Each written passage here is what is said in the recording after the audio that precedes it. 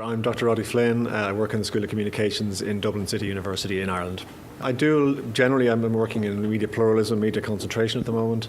The particular paper I'm working on at the moment relates to the relationship between media ownership and editorial content. Basically it's assumed that there is going to be some relationship between who the owner of a particular newspaper or radio station might be, but actually there's not that much research which empirically demonstrates this.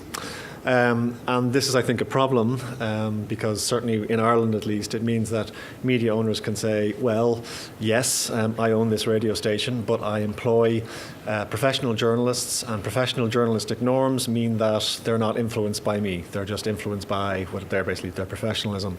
And so we wanted to explore whether in fact there was any discernible relationship. And the question we asked was, when the media owner, him or herself, is part of the story, are they treated differently basically by their own media outlets as compared with other media outlets in the same country? So we've basically taken a look at stories relating to the Irish government, which itself is a media owner, obviously, of the public service broadcaster, and we've looked at the largest private media owner in Ireland, a man called Denis O'Brien. Very broadly, we find that we can't see a correlation between the government ownership of the public service broadcaster and the way that the public service broadcaster treats the government or government ministers in moments of controversy or crisis. There are basically no consistent distinctions between how they do it and how the private broadcasters do it. However, with regard to privately owned media, specifically media owned by the businessman Denis O'Brien, there are some distinctions, and they do appear to be consistent. Broadly speaking, where Mr. O'Brien is the subject of public controversy, his newspaper outlets, his print outlets, seem to be giving him a slightly more positive time than, say, independent media. So it's not a very surprising conclusion. It's what everyone would expect. But now we can at least say empirically this is definitely the case. So it does matter who owns the media.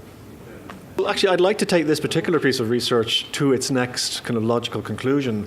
So we've demonstrated that where the media owner is part of the story, there is likely to be some distortion, if you like, in the manner in which the story is represented. Now I'd like to ask, well, what happens when the media owner, him or herself, is not the story, but maybe a company that they own? How is it treated? And it might be a completely separate company, a non-media company. How is it treated by the media owned by this media owner and by other media?